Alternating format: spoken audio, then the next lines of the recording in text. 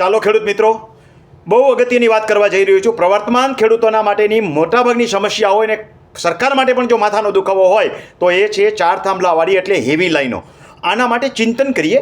આમાં ક્યાંય સરકારની ટીકા કરવાની વાત નથી, પણ ખેડૂતોને પણ ફાયદો થાય, અધિકારીઓ પણ જે છે એનાથી કંઈક સમાધાનકારી રસ્તો નીકળે. આના માટે મેં જબરદસ્ત મહેનત કરી છે કે કોઈ પણ પ્રવર્તમાન સમસ્યા હોય તો એનો અભ્યાસ કરવો જોઈએ, સીધા એમાં કૂદી પડવાનું નથી. એટલે આ 3 દિવસથી સતત મહેનત કરતો હતો. આના માટે સ્પેશિયલ જામનગર હું જઈ આવ્યો. 200 કિલોમીટર પ્રવાસ મારે રાજકોટથી થાય આવવા જવાનો. ત્યાં જે છે જેટકોના નિવૃત્ત અધિકારી પાસેથી મને બહુ સરસ માહિતી મળી. જેટકોના એ અનુભવી અને નિવૃત્ત ઓફિસર છે નટુભાઈ પટેલ, એમની પાસેથી પણ શું થઈ શકે આ બાબતે એની મને માહિતી મળી છે. આ સિવાય કાલાવડથી પોરબંદર જ્યાં પવનચક્કીઓ છે એ અને સોલાર પાર્કની મેં મુલાકાત લીધી. પવનચક્કી માટે જે છે એ ભાવનગર રોડ ઉપર આગળ જસદણથી ઉપરના પટ્ટાની અંદર જ્યાં પવનચક્કીઓ છે એના એન્જિનિયરને પણ મળ્યો. આમાંથી બધાના નિચોડ ઉપરથી જે મળ્યો છું એમાંથી કંઈક સમાધાનકારી ઉકેલ મળે એમ છે. જરૂર છે માત્ર એના માટે પ્રયત્ન કરવાની.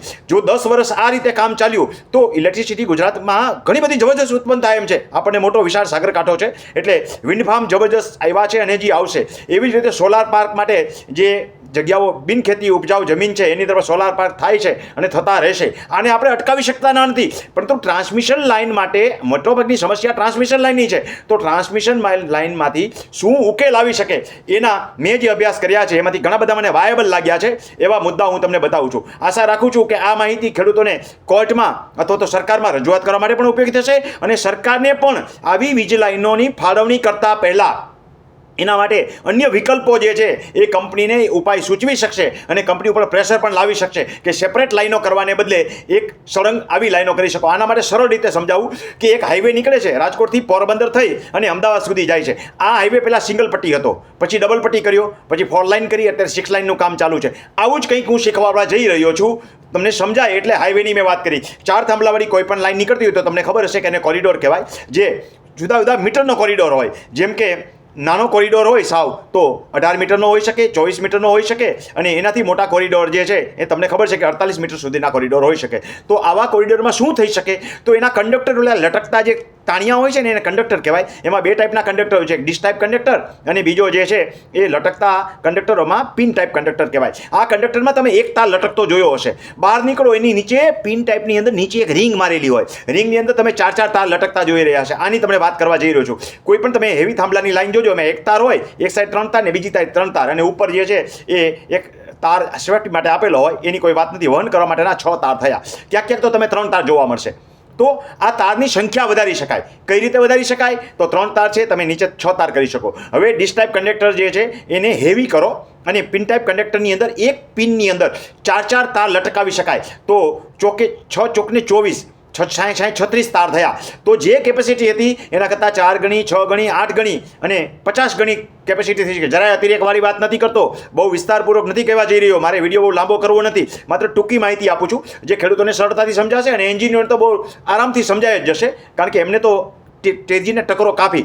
તો આ રીતે લાઈન વધારી શકે. આવી લાઈનો મેં જોયેલી છે, જોઈને આવ્યો છું, પછી આ વિડીયો બનાવું છું. આવી લાઈનો તમે અમદાવાદ હાઈવે ઉપર લીંબડીથી આગળ જશો એટલે તમને હેવી લાઈનો આ રીતની જોવા મળશે. ટૂંકમાં બધાના સેપરેટ રસ્તા આપવાની જરૂર નથી. જેમ કે પોરબંદરથી એસટીની બસ એક રસ્તા ઉપર ચાલે, એક ટ્રાવેલ્સવાળાની બીજા રસ્તા ઉપર ચાલે, ત્રીજા ટ્રાવેલ્સવાળાની જુદા રસ્તા ઉપર ચાલે, એક કંપનીના ખટારા બીજા રસ્તા ઉપર ચાલે, બીજી કંપનીના રસ્તા ત્રીજા રસ્તા ઉપર ચાલે. આવું પોસિબલ નથી. સરળ વસ્તુ છે. તો કંપનીને પણ અલગ અલગ વીજ વાહક માટે થઈને અલગ અલગ લાઈનો નાખવાની જરૂર નથી. એક જ લાઈનની અંદર આગળથી ક્રોસ મારી અને મેઇન લાઈન સાથે જોડી શકાય. તો અસંખ્ય ખેડૂતોની જમીન જે છે એ આવા નુકસાન સંપાદન બોલતો જ નથી, સંપાદન થતું જ નથી. એમાં તાણિયા આ જે થાંભલા નાખીએ છીએ એનાથી અસંખ્ય જમીનો બચાવી શકાય. ચાલો હજી એક નવી વાત કરવા જઈ રહ્યો છું. બહુ ટેકનિકલ વાત અને જેને રખડી અને મેં અભ્યાસ કર્યો છે એની વાત કરું. રખડું એટલા માટે બોલું છું કે મારામાંથી જો કંઈ ઉકેલ મળે તો મારી મહેનત કરી કહેવાય, નહીંતર ખાલી રખડ્યું કહેવાય. તો રખડીને પણ ઉકેલ શોધવા હું પ્રયત્ન કરું છું.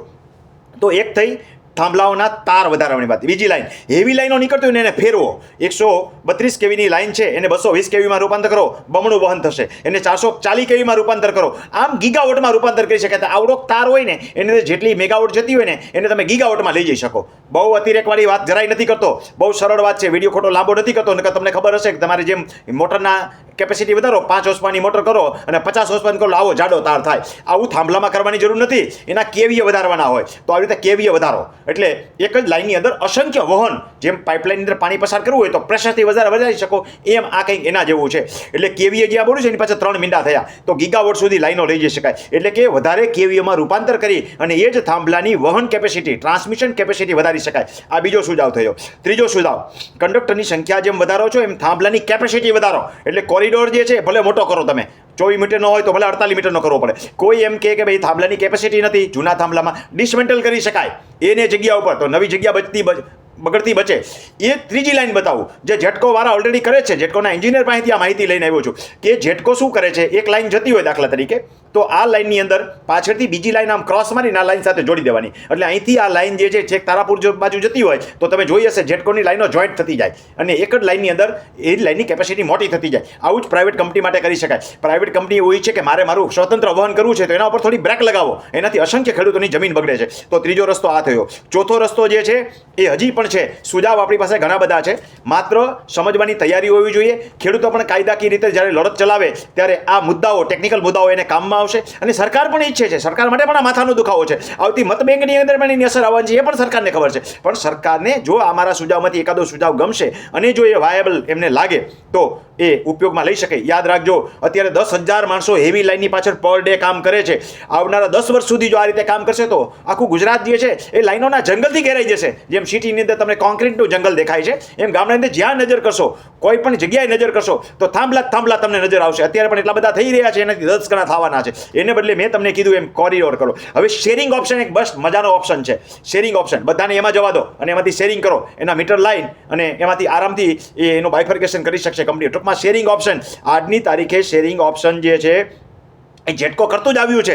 તો શેરિંગ ઓપ્શન જેટકોની માફક કરો, ક્રોસ લાઇનને જોઈન્ટ કરો. આ એક પણ વાયેબલ ઉપાય છે. કોઈને એમ લાગે કે રમણીકભાઈ અત્યારે એકવારી વાત કરે છે તો સમજવા માટે સરળ વાત કરી, બાકી હું તો પર્ટિક્યુલર બેઠા સમજીને આવ્યો છું અને એન્જિનિયરો મારી આટલી વાતથી આરામથી સમજી શકે અને સરકારને પણ આમાંથી ઉપાય જોઈતા હોય તો આરામથી મળી શકશે અને ખેડૂતોને પણ આમાંથી આરામથી પોતાના ઉપાયો મળી શકશે. તો આ મારો વિડીયો તમને ગમ્યો હોય અને તમને એવું લાગતું હોય કે રમણીકભાઈની મહેનત સાર્થક છે તો તમે મારા વિડીયોને વધુમાં વધુ શેર કરી શકો. મારે કે આમાંથી કમાવાની વાત નથી, પણ તમે ખેડૂત મિત્રો વધારે શેર કરશો તો આ સરકાર સુધી પહોંચશે. હવે સરકારની વાત નીકળી છે તો કહું, મારો 1133 નંબરનો વિડીયો જોઈ લેજો.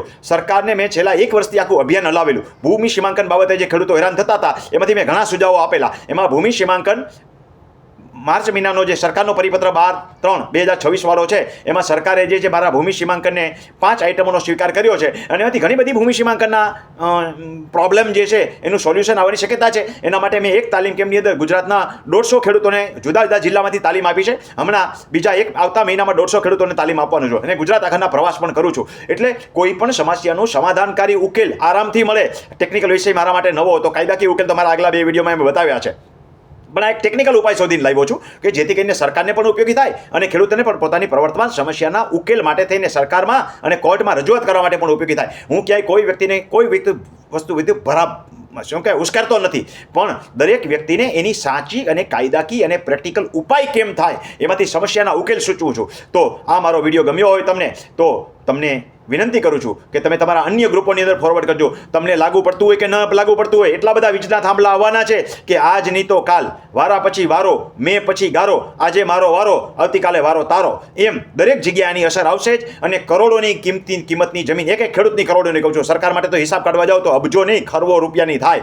તો આવી કિંમતી જમીનો જો બચાવવી હોય અને ખરા અર્થમાં ખેતીની જમીન બચાવવી હોય, કારણ કે થાંભલાનું જો આખું લાઈનો થઈ જશે તો કિંમતી જમીન પતી જશે અને વ્યવસ્થિત ખેતી પણ નહીં થઈ શકે.